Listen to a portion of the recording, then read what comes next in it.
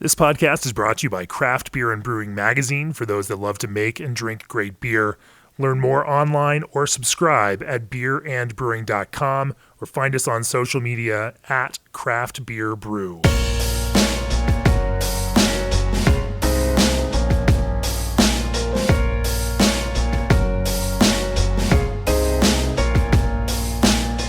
Welcome to the Craft Beer and Brewing Podcast. I'm your host, co-founder and editorial director of Craft Beer and Brewing Magazine, Jamie Bogner. My guest on the podcast today, coming to us in this COVID-19 remote edition of the podcast, is Aaron Skiles, co-founder of New Anthem Brewing Company in Wilmington, North Carolina. Welcome to the podcast, Aaron. Hey, Jamie. How you doing? Thanks for having us.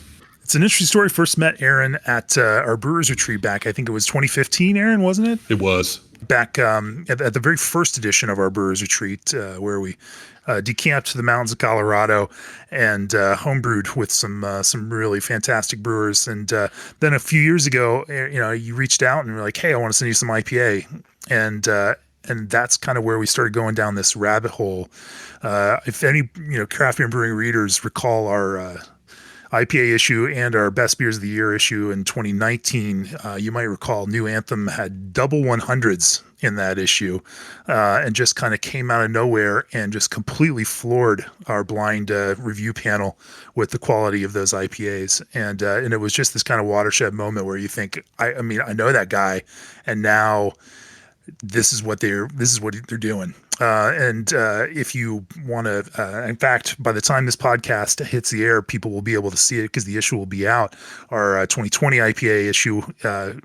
And you can see they have repeated this year with a perfect 100 score for Clapback IPA in this IPA issue. And so Aaron, and I just gave you that information, even though I hadn't told you that before, with this kind of, back-to-back 100s in our IPA issues year after year, you're kind of building a legacy. I can't wait to talk to you about hazy, brewing IPAs, brewing both West Coast style or all malt IPAs and hazy style IPAs, and try to dig into what the magic is that is producing this kind of clarity and this kind of intense hops flavor in your IPAs. Before we do that, nearly 2,000 breweries across the U.S., Canada, and Mexico partner with G&D Chillers. Innovative modular designs and no proprietary parts propel G&D ahead as the premier choice for your glycol chilling needs. Breweries you recognize like Russian River, Ninkasi, Jack's Abbey, Samuel Adams, and more trust G&D to chill the beer you love. Call G&D Chillers to discuss your project today or reach out directly at gdchillers.com. Also, Haze for days in your IPAs. Carry BioHaze from BSG adds that perfect, stable, cloudy appearance for your hazy recipe. Made with all natural materials, BioHaze is a free-flowing microgranular powder that binds with protein molecules in beer that form polyphenol protein complexes to produce a cloudy haze. This unique product can be added to final beer to give your beer that famous haze. Find out more about BioHaze at bsgcraftbrewing.com or contact us at 1-800-374-2739. So Aaron, talk to us about your brewing history and how you got into it. What were those kind of pivotal moments where you realized this is something you want to do for a career, and then how you got started with New Anthem, and what that progress has been from 2016 when you launched to today. Brewing history. I mean, if we want to take it way back, I had was in the ski industry in Northern California in the 1990s. I am old. And I homebrewed with a couple of friends out there, but that really didn't amount to a whole lot. It was more of a kind of a weekend kind of hobby for us. But that's really when I was kind of introduced to hops in Sierra Nevada, and I used to summer in San Francisco. And surprisingly enough, looking back now, the apartment that I lived in on the Lower Haight was Haight and Fillmore. We were like a half a block away from the Toronado. I didn't even know what the name of it was at that point. It was just the place with the really good, with the really, really good foreign beers. I got into brewing, and it's kind of funny. My wife and I went out to Denver. We tried to, we haven't in a couple of years. This place has kind of become a pretty heavy backpack I carry around with me, but we were trying to start it up again. We used to go to concerts at Red Rocks every year, and there's a really good value out there, and not to mention what the business is, but it's tour you can go on, and you end up at a lot of breweries, and it's relatively inexpensive. And we went into a brewery, and there was a gentleman there, the brewer, who's won a couple of GABF medals for some Belgian beers. Ended up had a very similar story. Was an executive for a company. This guy's wife was like, "Hey, we need you home more," and ended up getting to the conversation about becoming a brewer. He's like, "Well, I think this is how much we would make as a brewer." She's like, "You can't do that. Why don't you just open a brewery?" And he was like, "Yeah, let's do that." And we walked out of that place that night. My wife's like, "You know what? That was a pretty cool story." Maybe I'm paraphrasing because the people are be listening to this. There was some cursing going on. She called me a couple of names, blah, blah, blah. Anyway, she bought me a homebrew kit when we got home. And that was August of 2013, maybe 2012, probably 2013. And I really, really, really enjoyed it. Ended up getting into all grain very, very shortly thereafter. And I'm like, wow, it's not easy, but it's fun. It's gratifying. It's cathartic. It's something I could do instead of going out and playing golf or doing something weird on the weekend. It was probably 2 years after that where I really thought and was getting away from buying beer that I enjoyed my beer enough to drink it over a commercial product. And I ran a business for a German automotive. I ran a business segment for a German automotive supplier for the previous 8 years. So I've written some business plans. I'd worked for a couple of companies with some friends of mine or some colleagues of mine, and we helped build business models for companies that didn't really know how to do business in the United States very well. I wrote a business plan saying, hey, if I opened a brewery, could I actually make money doing this, or am I like shooting my family's income in the foot? And I probably did to a certain degree now. But put a business plan together. Long to short, ended up I have a friend that lives in my neighborhood, and he was getting out of selling a family business, and I kind of pitched it to him, and he thought I was joking because we were cooking some hot dogs on Memorial Day and drinking a beer, and I had the flash drive had in my pocket had the business plan on it, and I handed it to him, and he's like, "Are you kidding me?" And I'm like, "No, I'm totally serious. I've been doing this for about 6 months." He took it home, and we talked to some people and got a little bit of money, and it was probably about a year after that we opened our doors. Sorry, that wasn't a very good story. I talk about beer better than I talk about history. So I hope. Yeah, sure. So talk to me about New Anthem. As you were envisioning this brewery that you wanted to build and create, there are a lot of different ways to constitute a brewery and to kind of pursue what styles focus on and the kind of brewery that you want to be. What were some of the kind of formative moments there where you said, hey, this is what New Anthem, is and should be, and figuring out how we want to get there? That's odd. We didn't start out as kind of a IPA factory, and I don't know if we're necessarily an IPA factory. We make a lot of different styles of beer. We make the majority of them are IPAs. We found a really cool building downtown. It was the last working stables in Wilmington. It's called the Livery or the McAllen Building, and they had cut it in half and turned half into apartments. And then the more stably type kind of barn-looking building in downtown Wilmington, we rented with the idea that we were going to be a brew pub and we were going to focus on a lot of traditional kind of Belgian and Saison styles, and hopefully working into mixed firm. I made a lot of sour beer product in between the IPAs. Our IPAs just kind of took off very, very quickly. We found some interesting things, and we had gotten into the haze craze before we'd even opened, and there wasn't a ton of people. We had Wilmington Brewing Company in town was making some pretty good hazy stuff as well at that point, but that just kind of took off. We kept it kind of closed ranks and tried to keep it as local as we can, not necessarily creating a lot of hype, making sure that we could fulfill our place in the marketplace, number one being our tap room, and then local product. Then we started canning, and a year later we opened this production brewery and another tap room. So now we have a brew pub, a production brewery, and here we are. About how large is the brewery? I mean, what's your kind of yearly barrel production? I know it's kind of weird right now with what's happening this year, but we went from about 800 barrels to about, we should be in the 4,000 to 5,500 running year, not in 2020. 2020 is going to be pretty rough. We opened this place. We didn't start brewing beer until August of last year. We were supposed to have been open for several months. We kind of got caught, I think in the magazine article, Kate kind of mentioned, we kind of got caught in the crosshairs of a couple of hurricanes, and contractors were having a more difficult time fulfilling obligations on new construction. And it's what's, you really can't get too angry at contractors putting roofs back on people's houses. The crazy part is I drove by a neighborhood the other day and there's still tarps on people's roofs. I don't know if they just neglected to fix it, if they got FEMA money, or they're just in really bad shape. But no, we're open now. They're just waiting for the next hurricane to run through, and then we'll just get it all done at one time. Yeah, no kidding. No, we should be right just short of 5,000 barrels this year. We're adding a little bit more capacity. But the goal is not to create some kind of giant monolithic nationally distributed beer. We do a lot of we do non-filtered, non-pasteurized, non really any preservative type of beers. So keeping them fresh and in close to the local market as we can. We do a little business with the distributor in Georgia, mostly in the Atlanta area, and they can come pick up the beer and it's in the marketplace in 48 hours. I think it's important.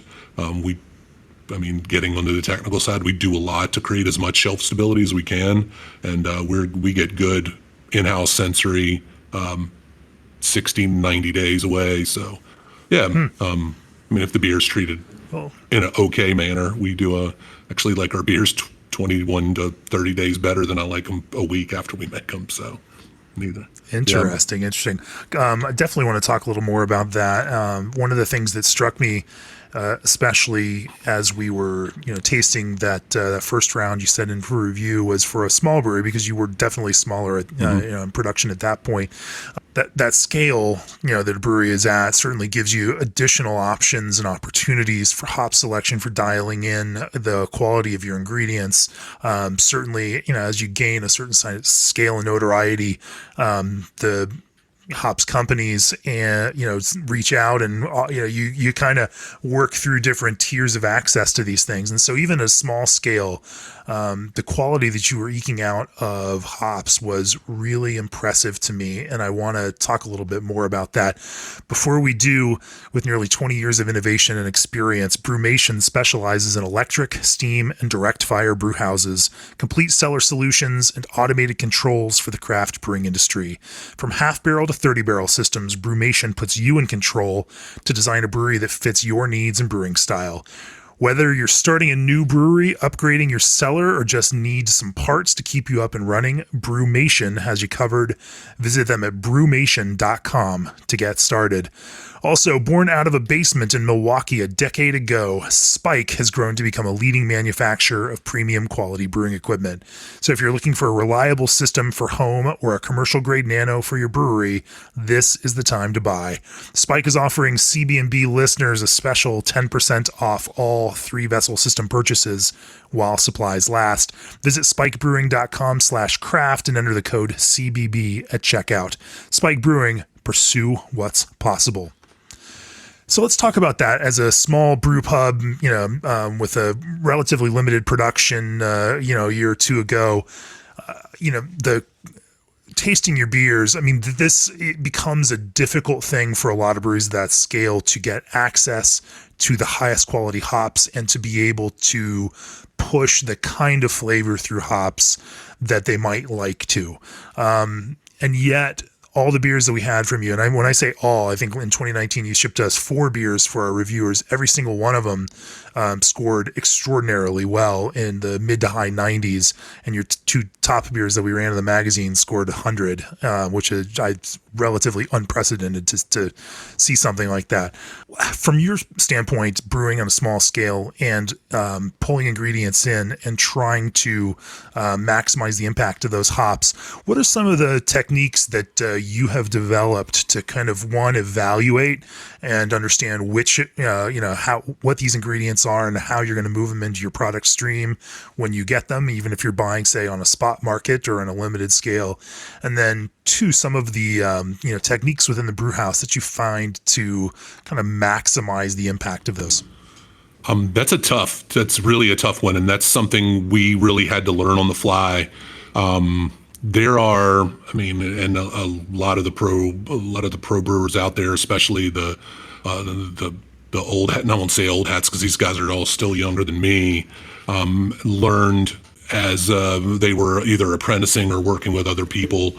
Sure. There are some hops out there that just are particularly can be super finicky, Columbus, Centennial, that if you don't really have a choice of what lot you get, you could be getting pretty much a grab bag. I think there are things that getting a good vendors that are willing to explain some of the advanced numbers will allow even people that are buying spot to look at lot numbers. A lot of the bigger vendors you can go and look at lot numbers and say, hey, these will probably give us what I'm looking for. Whether it's an early crop Columbus or whether the Centennial was packaged or pelletized very, very early and picked early, and also finding certain farms and certain vendors that are better at other things. We have 2 or 3 hops that we get from vendor X because the quality of those particular cultivars or strains are far out, or I won't say far, but are superior to what we could potentially grown in Oregon that could grown in Washington. And likewise, there are stuff that we get that we focus on looking at Washington grown or particular farms do a particularly good job. And it really does come down. I won't say that I'm ashamed of it, but that it's a squeaky wheel kind of thing. I was loud and I won't say obnoxious, but really pushy because knowing that was something that we would have to advocate for ourselves strongly to be able to have, one, a continuous supply chain of quality material, and 2, to be able to get the things that are going to push us to the level. I mean, there are 4 or 5 hops out there that if you get really good quality, it makes all the difference in the world in your beer. We were also really lucky.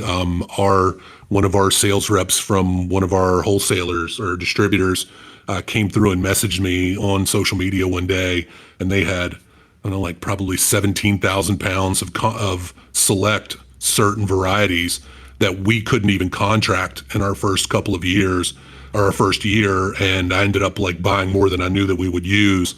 And the funny part about it is, and it was Citra. Our Citra beers, the first year we made, were amazing. And then when we started getting contract that we weren't on select, they actually went down in quality to the point to where I was like, I sold them all on spot, and we would buy spot from other like Lupulin Exchange or buy spot from other vendors. And it's not detraction on our vendor at all. It is what it is. I mean, like I would have rather have changed our model than to take a product that we make and say, I'm willing to make this for an entire year in a lower quality sense. That's crazy. So you stopped making some, potentially popular brands just because you weren't exactly happy with the quality of the Citra that you had access to at that point. Yeah, it's important. That's a big one, man. That really is. I'm like, I don't know how anybody can make a life in IPA without Citra, except for like Russian River. Those guys rock. But anyway. How did you and whoever else you work with to kind of work through this, hops process, build this knowledge of quality? I think that it's great to say we only want the highest quality thing, but understanding what quality is and being able to evaluate that quality on the front end while you are rubbing and sampling a hop, knowing how that is going to translate into a finished beer, that's a very specialized skill. And I'm very curious from a personal development standpoint how you built that understanding.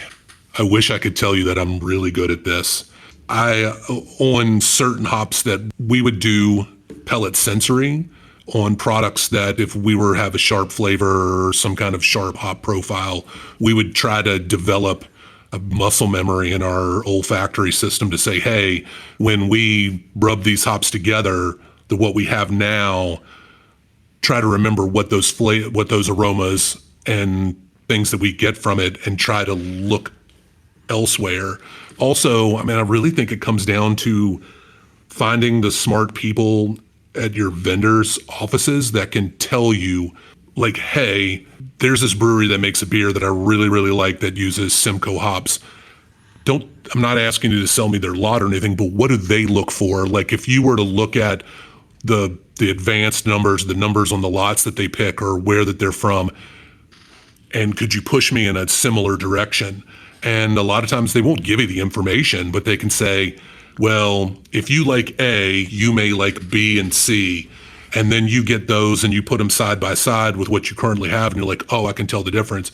Not to plug anybody, but our Centennial hops, it's like night and day. If you cannot tell the difference between the two usually lots we get, the Centennial we buy now, it's like, oh my God, this is what a fresh Two-Hearted smells like. I've never smelled like Centennial can go from this beautiful floral citrus, like Centennial hops fresh smell just like Centennial hops in beer. And then sometimes they get like, if they've aged or if they've not been stored well, they smell like dirty socks, and they're still usable, but I'm not going to put them in. I'm not going to dry out a freaking beer with them. So Amarillo is the same. It really is advocating for yourself, learning as much as you can. Don't be ashamed or afraid to ask questions to the people that know more. I'm lucky. I've got a couple of friends that or a couple of peers in the industry, and I consider them friends, that have worked for some people that are monumentally more experienced and smart than I am.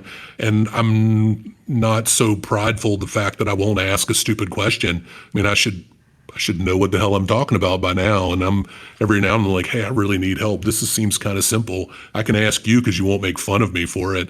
And they're like, oh, God, that's a good question. Like, so many brewers don't even know to think about that. And I'm like, God, I would thought everybody would have thought about it. So we're lucky. I'm lucky. For sure. Well, this terroir is always, yeah. Oh, sorry, go ahead. I'm not afraid to ask like dumb questions, because it's not about what they think about me. It's about what I make. It's interesting to hear this, and we heard it, for example, from Ross Koenigs of New Belgium on the podcast a few months ago, where he was talking about their Chinook, and they're very specific about loving Idaho terroir for their Chinook, and that it just seems to give them exactly what they want. I know you don't want to give away all your secrets on this, but for something like Centennial, is there a state that you'd attach it to? Yeah. Where, I mean, I will tell you the farm, because I love those guys, but I don't necessarily want to plug anybody on your podcast. Crosby it's hops, fair game. Crosby hops Centennial's amazing. Sure. Okay. Yeah, and their Amarillo. So that Willamette Valley, Oregon. Mm-hmm. Okay, cool. From Amarillo, you mentioned also, is there a specific terroir that you enjoy for that one, and how would you describe some of the differences between in that range between what you like and what you're less excited about? In Amarillo, we kind of Amarillo can get a little dank on us sometimes, and we are just working into our select lot, so we haven't had a select. I think Oregon grown Amarillo is really nice too, but I've never had bad Amarillo. It just transitions from kind of a peachy, bright kind of citrusy fruit to a kind of a danky, herbally citrus. And I like both of them. I would almost like to the point where I could have like split my lots down the middle and use one in the kettle and use one in the dry hop like we do with our Centennial. I know it sounds but I really like Centennial hops, especially good fresh scents. But yeah, I mean, that's actually not a crazy idea. We had some beer for this past IPA issue where the brewer described using 5 different lots of the same exact hop variety to accomplish exactly what you're talking about, like different points of view, even within that same kind of family, to express different elements of what the hop tastes like. And I think it's kind of an interesting approach.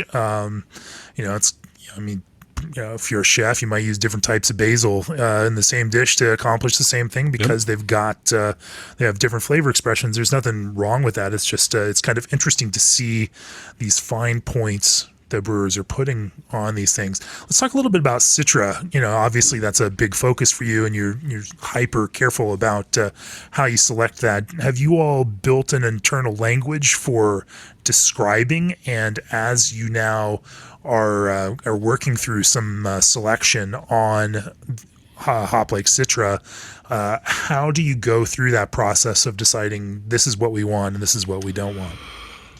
We went, the majority of a lot of our Citra is still non-select. We use a lot. We will be probably all select on probably 6 or 7 varietals, upcoming crop. We look to get away from the harsher caddy, potentially diesel-y things that you can get. And I will say late crop Citra, and I say that with truly kind of a, not knowing that that's necessarily the case. Sure. But it's finding stuff that we didn't like and working with our vendors and saying, hey, here's the lot number that we had problems with. They're like, oh, here's the advanced numbers. Here's, when it was picked, where it was grown, storage values and stuff like that. And they say, okay, this is going to be completely different. And then you look and you rub and you try to get really bright, fruity aromas and good, sticky and aggressive aromas. And then you talk to your vendor again, and like when you rub 7 or 8 or 10 or 15 lots, they're like, you find yourself drawn to stuff in this range. And now, nobody's going to, I won't say nobody, but we're not going to Yakima or Oregon this year. They're going to send us plugs. Now they know what we're looking for. So if they send us 10 sets or 15 sets plugs, it's all going to be in that range. Not necessarily because that we couldn't do better, but it's like we like where we are with our Citra beers, and we make probably 5 majority Citra beers, and that'll give us a level of consistency. So it's bright, trying to keep away from the I guess a little diesel-y kind of, push a little garlic towards the kind of more pungent stuff. And I would imagine those guys would be really, really interesting in some other styles of beer that would, or maybe earlier in the process. For sure. Now, you make a lot of beers, at least use Citra as kind of a core player in a number of beers.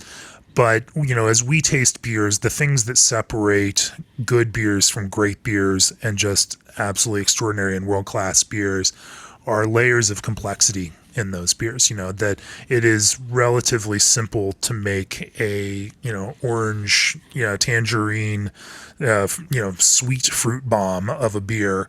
And it is a more complex thing to capture that kind of character, but also build a little fun funkiness to it, a little tropical fruit, weirdness, a little overripe element, and, a little bit of green fruit, and even some kind of like almost goose-like mineral funk that we taste from time to time in some of these IPAs that add these multiple layers and points, to make it more than just this one sweet, fruity kind of note. Let's talk a little bit about how you conceive of hops blends that push those layers of complexity into the beers. As you're thinking about how we add these elements in these blends, talk to me a little bit about your thought process. Thought process. I mean, building a beer, usually build what it's going to look like, what our non-grain adjuncts, and we'll talk about hazies in particular, it's going to be. And we do some that have no oats. We're building a beer right now, another majority Citra beer where we're going to have very little adjunct. It's going to be a lot of chit barley, which I think is kind of interesting. I think other people are doing that. We're going to make a really, really, really strong focus on those kind of body and head building properties that we get out of chit barley. But with regards to blends, we take a look at knowing, going back and like what beers have I really, really loved. Focal Banger's great beer. I love that beer. What is that beer? It's Citra and Mosaic. Okay, well, we're not going to try to hack. Obviously, we're not the alchemist. We get that. We wanted to make a beer and use maybe a potentially even blend of Mosaic and Citra, and we really like that beer, and it didn't taste anything like theirs. Likely to the fact that I think Mosaic has is one of those very transformative from lot to lot kind of products. And that's the Steve's beer that you guys had last year. I think you'll agree that it doesn't taste a whole lot like Fogelbanger. We made this beer, and I guess if we have a flagship, we've made the beer more than any of them because we love it. And all of a sudden, we were like, we didn't have any Mosaic for the Whirlpool one day, or we didn't have enough. And I'm like, oh, why don't we throw 11 pounds of Simcoe in there? And it's just that much, like 12% of the hops, 20% of the hops. I mean, I think we were in the neighborhood of 7.5 pounds per barrel at that point, total top to bottom. Changed the beer, and it was like, wow. It went from like, I really like this beer to now, yeah, I want this beer to taste like this all the time. Usually our successes come from accidents versus being overtly more clever than anybody with our hop selection, because I don't think we are. I hear brewers use that term, and then at the same time, like I was talking to Brad Clark, former from Jackie O's, now Private Press, and he loved to make that case that there are no happy accidents. That these are processes of learning by which, as you try to solve a problem, that pops up, you find a solution, and sometimes you like those solutions, better than the original plan, and that's okay. That's just contextual learning. It's not necessarily an accident. It's and there's an intentionality to solving a problem, and when you find that, and so in that sense, talk to me a little bit about some of those problems that presented themselves, and then how you solved them, and how you enjoyed those solutions, and how that kind of pushed you in a different direction now, with an ongoing kind of concern. We have a beer that we make, just a kind of a couple of for instances, and we made the beer before we had ever canned anything. It might have been the first like super high adjunct hazy that we intentionally went out to really make a murky beer. I'll say murky, but it was actually quite murky.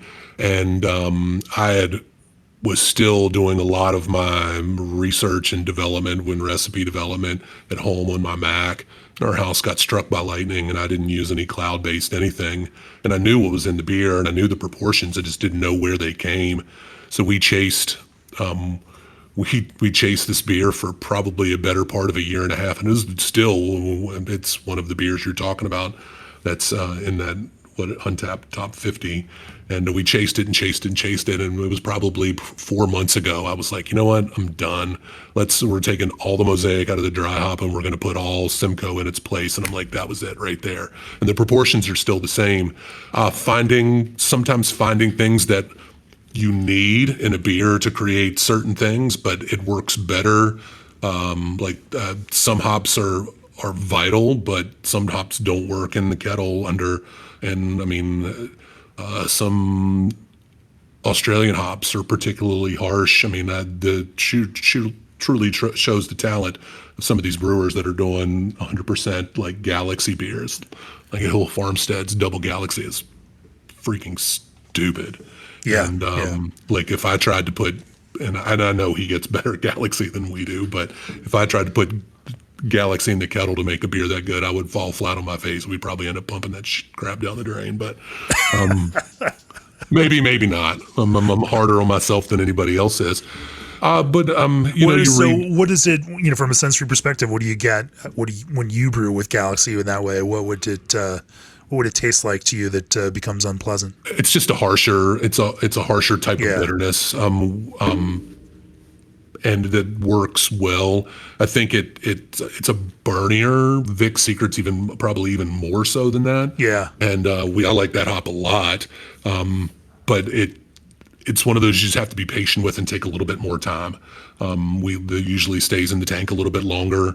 We let some of the polyphenols kind of gravitate towards the crap in the bottom of the tank, and we're better for it. I do think that our Galaxy beers and in Vic's Secret as well, those two hops in particular age better and are probably you got the last of the Galaxy songs unsung that we made, and we had switched over to Vic's Secret after that because our Galaxy ran out, and I still think it portrays the same way, but that beer might have been 60 days old by the time you got it. Huh.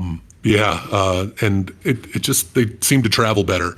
It's lucky kind Interesting. of, yeah, happy accidents is we'll take 100% dry hop Citra beer that's a majority of Citra in it, and we'll just throw some hops in. Simcoe works great. We make a triple IPA with only Simcoe and Citra, and it's all Citra, triple dry hopped. But Laurel was one that we were going to actually make clapback one day. And clapback is our all hazy, wheat, pale, oats, double IPA with Citra from top to bottom.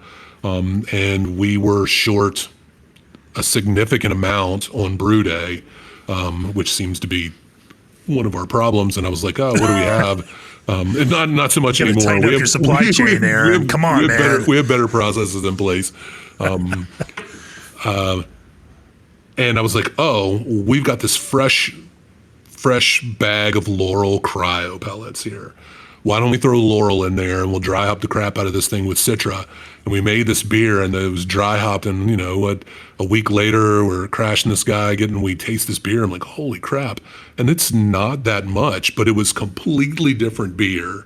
We were going to call it was going to be clapback. I'm like, no, we have to really rebrand this beer. And it's easily one of our most popular beers now. And it's just clapback with a decent percentage of Laurel cryo. Now we use Laurel T90. We've gone away from cryo pellets in the kettle. And it's just, there are some hops that you could have done that with and you would have never noticed it. And the Simcoe, if we'd have put that little amount, it would have probably make it a little bit better, but it wouldn't have been like, but now it's like you get this geranium kind of fresh, kind of just a little bit of floral, and I think it makes the pineapple-y side of those Citra beers really, really, really come out. And what's the name of that beer? Bale.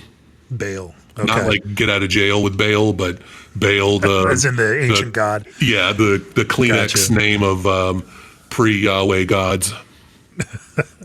So you just mentioned that you've moved away from cryo hops. Talk to me a little bit about that decision. Is it a cost thing? Is it a quality thing? Or is it just the perceptible, difference in it? What's the reasoning? I'm not against them. When we started using cryo, it was in the bricks, and we would use it in the kettle to cut down on the amount of vegetable matter we had. We would get, with some of those beers, we would get in the 7 to 10%. We would pass through. We have throughput of a little bit better beer. We'd get 2 extra half barrels out of our 10-barrel system, and we transferred. They got away from the brick and went to the pellets, and we started dry hopping with it. And we had some. I don't know if it was the particular lot we had, but we had some, and it might have been one of our. We might have been. Have some bad cleaning processes in there. They weren't infected or anything like that. We just had we had some polyphenol issues, and I was just like, hey, we know that, and you would think that we would have less. There was less vegetable matter in those, and we went back to T90s, and everything is back to normal. Yeah. I want to keep talking about hops because this is a fascinating conversation for me. But before we do that, Abe Beverage Equipment is your trusted source for complete brewing and packaging solutions. Whether you're just starting out or looking to expand, Abe offers brew houses from 3 to 60 barrel and canning lines from 15 to 90 cans per minute. Call Abe Beverage Equipment at 402-475-BEER or visit abeequipment.com to learn more. Located in Lincoln, Nebraska, Abe is your trusted source for your brewing equipment. Visit Abe Equipment, that's ABE equipment.com, for complete brewery solutions. Also, Craft Beer and Brewing's All Access subscriptions give you a year of the print and digital editions of the magazine, plus access to our library of video courses, a special deep dive email only for All Access subscribers, premium content, and All Access exclusive merchandise. Go to beerandbrewing.com and click on the subscribe button to join now. Let's talk a little bit about your usage of hops and the, how do you a lot of brewers talk about how they divide total hop load between kind of whirlpool hot side and, and fermentation cold side. How does that typically break down for you? Obviously, it's going to be a little different depending on what the beer is. But where do you find yourself doing that? And how do you, consider or think about bitterness component in a world where we're now talking about bitterness that's not necessarily added by measurable IPUs, where some of it is actually coming from, cold side dry hopping. And then, so let's get into that kind of weeds. How does that break out between hot side, cold side, and then how do you envision or kind of think about bitterness in these beers? One, we depending on our starting and finish gravity, we look at where we want to start. We actually have a bittering charge in every one of our beers. There's quite a few hazies that we will accentuate some bitterness with some late boil hopping. Not a lot, but some. And we. That's so retro, Aaron. I'm fucking old, dude. Sorry. No, it's all right. No, I think that's interesting, and it's counter trend. There are some folks that use no bittering charge and pushing it all into Whirlpool. And how in terms of bitterness, how much would you typically push in a hot side bittering charge? It would be based on the style of beer we make. We are upwards in the 50 to 65 IBU. On our doubles, where we try to stick around the 25 to 35 range. That we scale depending on what our dry hops are. If we have some real aggressive hops that traditionally give you you'll get that back end. Again, we go back into the Australian stuff. We usually back that off a little bit. We are experimenting around. We use some pretty unusual IPA bittering hops. We use a lot of Nugget. We've used a lot of Galena, just for the sheer fact that we could get that. And we got our Nugget from Crosby as well. It's really nice. It is very even, stable, non-abusive type of bitterness on that. Yeah. And I think we get a touch of kind of herbal accent when we first wort hop with it. I couldn't tell you because we've kind of gotten away from first wort hops, but I remember our beers having this like, oh man, there's this little kind of almost a touch of tobacco in there or something like that. No, about 50 to 65 on doubles. We go above that on, if we do a triple beer, we only make a couple of triples a year, maybe two. Just not my jam. And we have probably a handful out of the 70 IPAs we make, probably 5 of them have lactose in them, and we go a little bit higher on that. I'm of the consideration we did not want anything less than 7% have any kettle hopping early on. I think it provides a platform for late kettle and Whirlpool editions to shine, to have that IBU to kind of latch onto. And I'm probably using some unscientific terms. Our beers have gotten better. We always bittered a little bit. And there was a couple of brewers I was doing a collab with, talking about other breweries they worked at. And I'm like, one made beers that I particularly liked. And they're like, oh yeah, we dry hop every IPA we make to 50 to 80 IBUs before I'm like, holy, nobody does that. And I'm like, I'm going to try it once. And I'm like, I really like this. Again, happy accidents. Again, not being afraid to ask questions or be able to use techniques or do things that other people use to make your beers taste like you want them to make. We've gone away. We hop creep. God, our processes are continuously changing. You would think that as we develop consistency across our brands, that we've gone from dry hopping at day 2 to now we dry hop at day 8. We've gone from dry hopping warm at 70 degrees to dry hopping at 50 degrees now, and that seems to work really, really well for us. One, from a hop creep aspect, and two, from it seems like the burn fades faster. We get a less polyphenol component. Right. The aggressive polyphenol component goes away faster, and it is constantly adjusting to one, make your beers. Now we have to focus on consistent quality because now we're out to a little bit wider market. And let's unpack both of those things. I'm curious about this kind of lower first kind dry hopping at day 8 means you are, or probably crashing yeast out and then dry hopping, which is, seems so, 15 years ago, compared to the biotransformation approach that a lot of brewers are taking today. But obviously you've done it both ways. So yeah, talk to me a little bit. Have you sensoried, these, in both ways with, dry hopping during active fermentation with this kind of post method, or what has kind of driven that move? I'd like to say yes. We haven't been able to do a really good triangle sensory on like brands because it's usually we're months between the time we'll make beer X and we won't make beer X for 14 or 16 or 18 weeks. I would like to say yes. It came from us trying to be more efficient and sustainable with our supply chain and being able to reuse yeast.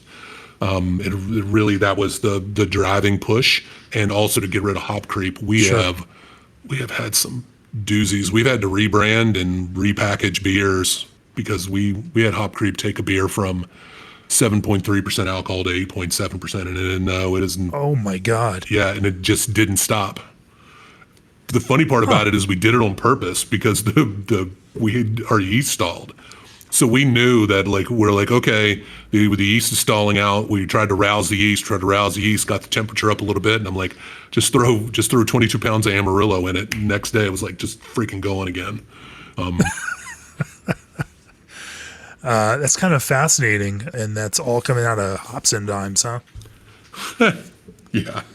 Mosaic and Amarillo seem to be the big ones for us. That was an anomaly inside of that. We've gotten away from warm dry hopping anything with Mosaic. We don't dry hop a ton with Mosaic anyway. Okay. But the beers that we do, that was the catalyst for that. Mosaic seemed to be the most consistent creep on the block, and then Amarillo. Anecdotally, we have no science behind that. Just noticed that the beers we dry hop with those two hops are the ones that seem to be. We didn't even know what it was 4 years ago. We would just, again, that beer that we were trying to refine that recipe for, started dry hopping it with Mosaic, and all of a sudden, I'm telling our cellar guys, I'm like, are you guys not cleaning right? Do we have an infection? What the heck is going on? They're like, I don't know what's going on. I'm like, this beer's it shouldn't be 7.5%. It should be 7%. It's interesting to say the least. I kind of got off topic there, and that's my jam is tangents and not answering your question directly. No. That's an interesting answer, and it is interesting to see that it's particularly localized hops creep in that sense with some hops varieties more than others. Again, it's all evolving science, and thankfully more folks are doing research on this to try to pinpoint it and see what we can do. Clearly it's a problem for everybody, or not everyone, but a lot of people are having issues around that. And you did also kind of touch on the, warmer versus colder dry hopping. Dry hopping in the 50s is a pretty cool, kind of temperature to dry hop at. And, that's going to impact potentially your extraction from the hops, which of course increases the amount of hops you have to use to get that same kind of bold impact that you're looking for. When you kind of made some of that switch in order to help the kind of production process and be able to harvest yeast and whatnot, did you find that you had to use more in the dry hop, or did you develop some other techniques to try to improve the extraction from dry hopping? We actually use the same amount we dry hop for shorter periods of time. Really? We found no significant change in anything other than our beers seem to be ready for consumption a little bit sooner. We've gotten a lot. This kind of goes hand in hand with some other things that we've gotten better at. Pitchable quantities, like yeast count and how much yeast we're pitching in, and beers becoming terminal and in a more consistent manner at times. So that I won't say it's all one thing. I think there's a couple of it's Scott Janish's book, the whatever it's called. It's around here somewhere. It's in our quality office. There's a couple of, I won't say studies, but a couple of references to go by that this might potentially be a way to cut down on some of the more obnoxious byproducts we get by the ridiculous amounts of hop we use. We haven't gone up any. I think our beers are finishing softer, faster, and well, be honest with you, we've only been doing this for about 2 or 3 months, and we're able to kind of be more efficient and more sustainable with our yeast usage. And well, I mean, we brought a full-time ringer quality person on probably 4 months ago, and with the idea of that we knew that there were some things that we needed to gain some consistencies on, and having that person also to be able to manage a yeast program with a good lab and science background. I mean, she's amazing. We got her from New Belgium, well, not from New Belgium, but she hailed from New Belgium and Sierra Nevada before that. So the level of knowledge there, I'm absolutely stoked about. I mean, Sure. Yeah. The as we look at some of the studies that have been done out there, there definitely is that suggestion that dry hopping past a certain critical mass is a kind of declining proposition that as you push more matter, that will drop out and also pull hops flavor out with it. And and so in that sense, it's not necessarily counterintuitive when you say that. It is just kind of interesting to see how you get to that threshold and ride that threshold to where you're getting that maximum efficiency without overloading and then working against yourself as those volumes keep going up or up and up and up. I think we have again from just to gain some efficiencies in the cellar. We've gone from one big and one small dry hop to 3 to 4 smaller dry hops over a period of time. And again, anecdotally, and I'll say that word a million times, probably more today after we get off the mic. I think that maybe potentially the material disperses better, and we find that we don't get rafted T90 pellets on the top of 30 barrels of beer. So we'll dry hop with whatever, I don't know, 66 pounds of hops. And then the next day, 24 hours later, we'll come in with the same charge. Instead of going in with 200 pounds of hops and a single dry hop, we'll split that out over 4 days. And it seems you have contact time, greater surface contact with a smaller amount of product. I think we might lend itself to better extraction for that particular. And though the gravity will start to affect that, it'll start to drop out immediately, and the next set goes on top, and you have another set of extraction. I don't know if there's a set. I'm not scientific enough personally to know that the extraction point of how much more of these oils and things that we're pulling from the hops are, but it seems to have worked well. I mean, I like where our beers are going, and we're developing a level of consistency. And I think it's safer, and our beers seem to finish faster. Yeah, we're able to get them in the package sooner. Plus, I guess you could technically call it quadruple dry hops then, right? Because you're dry hopping 4 times. That's smoke and mirrors, man. Smoke and mirrors. Hey, whatever sells the beer, right? That's right. We try to keep the double dry hop. You you leave it at double and you don't push past that. Okay. It's the same amount of hops we would have used in a traditional double dry hop. We usually just split it out over 3 or 4 days. And some of them we do triple dry hop. We have another round on top of that. But those are just for the big boys, big boys. For sure. Let's talk a little bit about the body of the beer. Now, you kind of talked about earlier in the way that you use adjuncts and lactose in some of these, but not most of them. And now you even mentioned chip malt as another potential way to kind of build body in some of these. As we all know, if you're going to push hops flavors at that kind of scale, you balance it, both with alcohol and with some residual sweetness, and that kind of residual sweetness in the beer helps bring out some of the fruit characters that you're working so hard to push into these beers by using all of those hops. Creating those layers of balance, it becomes this interesting multivariate kind of equation. For you, and of course, I know you do it in a few different ways, but talk to me a little bit about some of those ways and some of the ways that you envision, even say creating a balance between ABV, sweetness in a beer, residual sweetness in the beer, and that level of IBU and hop quantity and quality. Wow, that's a tough one. I won't say it's a tough one, but it's one I don't really think about. We usually we find a program that works for us with this. We know that where a beer is going to finish. Some of our beers finish, and we'll still go back and use some different yeast from time to time, just because I can't stop fidgeting with crap. I really, if you would take me out of the equation, our beers would be probably a ton better and more consistent. How are you going to find your happy accidents if you don't keep trying to mess things up? Well, then just put me in part in charge of supply chain. Then we won't have. Then we'll be screwed up and we'll have to do other stuff.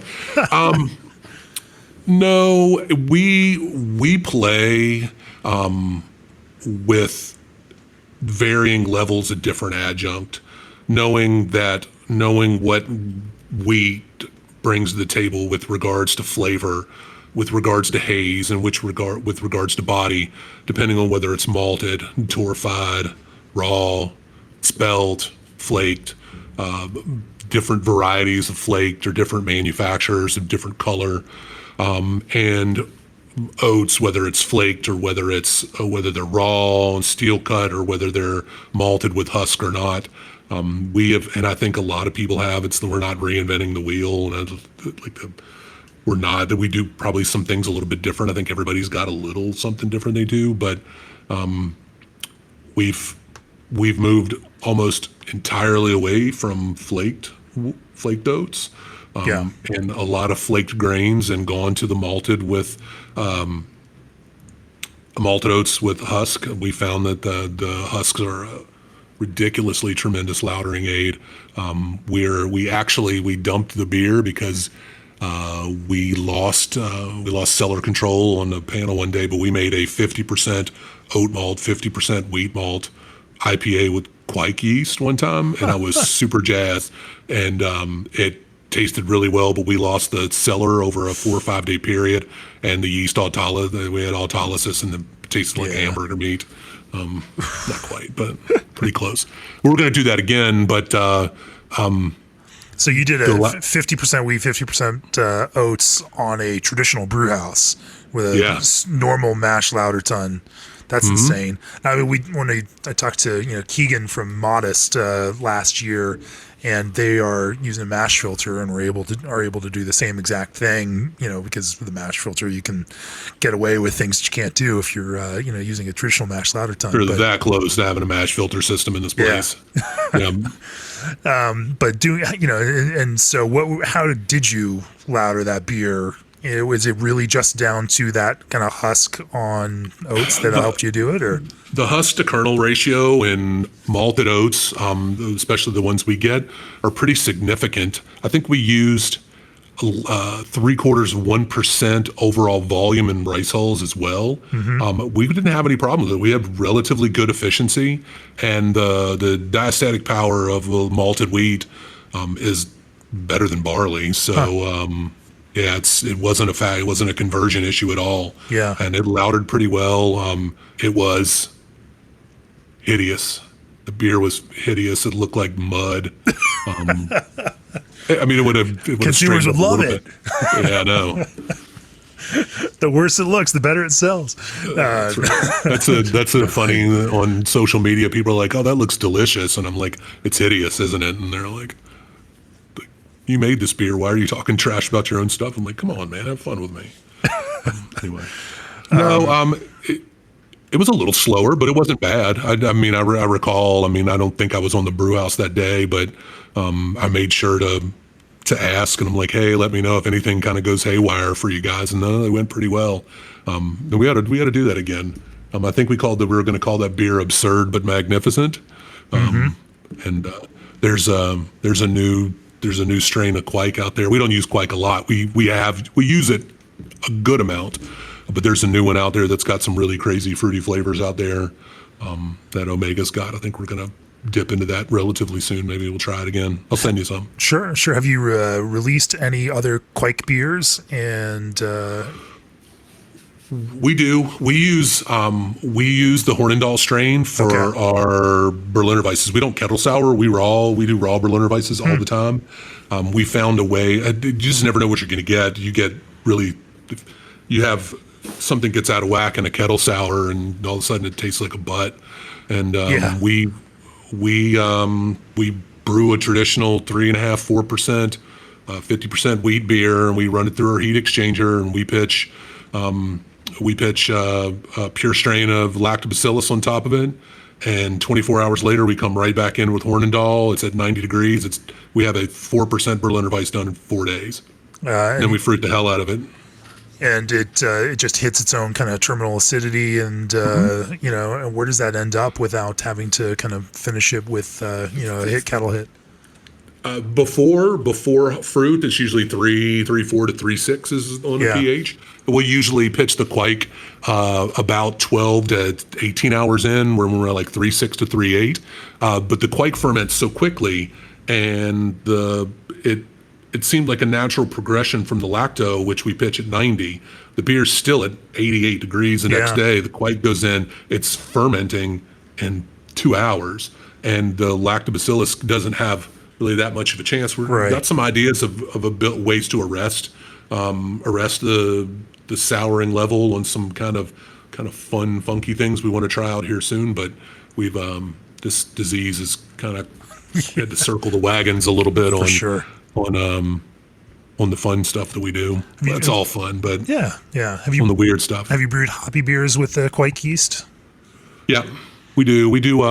We have a single hop hoppy blonde that we are running through. We've done it with Strata. We've done it with Amarillo, and it's non-dry hopped. About probably it comes in about 60 IBU. Yeah. We do it with Quake, and I love the beer. It's really nice. Quake's got this kind of tanginess to it. A little. I don't know if it's almost like a little bit of a metallic acidity, but it's not like faulty metallic. It's almost just like when you put a penny in your mouth, you get the little tang. I don't put pennies in my mouth, guys. Not anymore. Right. So I remember what it was like. You could describe it as almost like flinty, if you wanted to make it a positive association. Now, this is what I'm curious, and we've been watching this. I mean, I've had a number of Quake IPAs, and I think the thing that I'm curious about is how they age. That fresh, they seem to taste bright and lovely, and I've had some at 60 days or 60 days plus, where it seems like they may not hold with the same kind of consistency as some other yeasts, and I'm not sure why that is, or if that's down to just those brewers whose examples that I've had in that kind of the realm. But it's certainly something I've been trying to watch and pay attention to. I don't know if you've sensed anything around that. No, we've got the most recent Hoppy Blonde. I guess it's 40, 45 or 60 days old, and we've got some warm on our sensory shelf. So that's if you remind me in a month or so, I'll let you know. We'll do a triangle with it with a new one. Sure. I will tell you that the only problem we have with Quake, if we're not paying attention and we leave the tank warm too long, it finishes so fast, it gets autolytic. Yeah. Quicker. You have to be like, let's get the yeast out from underneath this beer and let's get it finished and crashed. Yeah. We had the bright idea before the last hurricane. We knew with Florence, the one that kicked the living crap out of us. We're like, hey, we've got 2 pitches of Quake. We brewed 2 beers the day before the hurricane hit. We're like, we're just going to let them ferment with Quake and not turn the jackets on. Well, little we know, we didn't have jackets for 21 days. So the beer, like, it was the worst. Everything else that was finished in the tank that got warm was like, man, this is still all right. They're like, I bet these Quake beers are going to be amazing. I'm like, holy God, it was horrible. That's a less happy accident right there.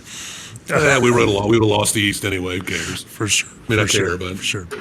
Are there any other kind of interesting brewing projects that you've pushed through over the last 3 or 4 months where you've learned something that was maybe a little bit counterintuitive for you, or that kind of led you in a new or an interesting direction?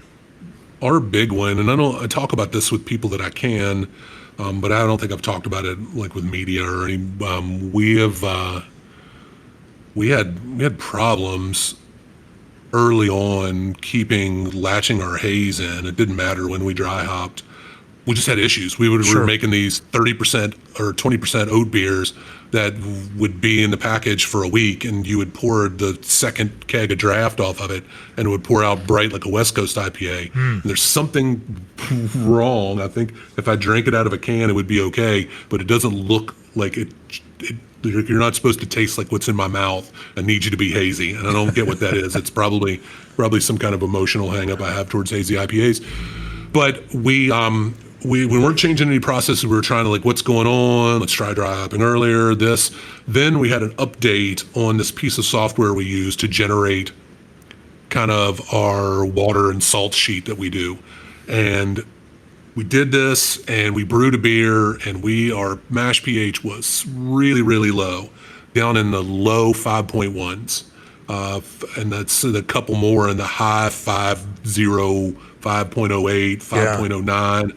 And I'm like, oh my God, what's this beer going to be like? We had really low boil pHs. The beers came out great, and there was nothing that we could do to get the haze to drop out of them. Like nothing. And there's to the point where I think that, and it's probably really rudimentary, and a million other brewers probably already thought about this, is when you get your boil pH is conducive to breaking out a lot of this protein. And I think the more protein you have to play with the polyphenols, and you get this biotransformative process, I think the more likely you are. I mean, we will come back a year later, our beers will still be hazy. And I know a lot of times there'll be a lot of shit on the bottom of the can, sorry. But the key was mash pH and boil pH. Yeah, and keeping those mash lower. pH of 5.15 or lower has really allowed us, and it was kind of, we didn't realize, I was wondering what the problem was, and one of my calculations in my water sheet was I messed up, and I was like a decimal place off on something, and I went back and fixed it, and I'm like, oh, no wonder it's showing our pre-calculations were right. And I'm like, well, let's go back and now we add more acid malt. So we're in the, what usually gets us there on the big majority of our beers is we're about 3.1 to 3.2% acid malt. Okay. And there we don't use phosphoric or lactic. We have, if we miss, to get it down into the desirable under, the goal for us is to get a boil pH of below 5.2. 5.2 seems to be that hot break hotbed. Yeah. I mean, brewers know that, but if we can get that boil down into 4.9 and 5, we knock out really well. And bad part is we just don't get a good cone, and we lose a little bit of volume. It seems like that hot break really draws the hops down in the cone when we whirlpool. Yeah. Yeah. Well, we're getting up there in time now. Before we finish off here, I want to ask you what you see for the future of New Anthem, what success means for you and for the brewery, and how will you know when you've achieved it? When I start sleeping better at night? Yeah. We'll see when we get out of this. I'm happy with where we are from a quality level. I'm happy where we are learning professionally with the people in the front, the people in the back, and the people in the front office, which we actually have a little front office now and some operations people and marketing for this small a brewery as we are. Our number one goal is to always, and it's kind of in our operating motto and that's on our website, and our claim is, the goal is to make the absolute best beer we can every time, and to constantly keep up on quality. The dock is short. It's an old phrase I used to use in my past life. But I don't know what the future holds for us. I know we're going to keep plugging away, whether it's hazies or whether we're pretty decent mix firm. We make some really good dark stuff, and our barrel age program is growing by the week. I like our barrel age stuff as well. You had our barley wine; it's pretty decent, not bad for a first go around for us. Our goal is to grow professionally and personally. We want to be able to use this as an outlet to help our community. Till this, we're in the process of hopefully creating a vendor managed fund. It's like a charity or a foundation for us to be able to have a quick mobilization of money for people in our community that need it, whether it's kids at lower income schools, kids, people in marginalized. That's ultimately the goal. One, we're going to make the best beer we can. If we can make a little bit of money out of this, great. If not, we're in it for the long haul in Wilmington. If we were smarter, we probably would have built our production brewery in Raleigh or Charlotte.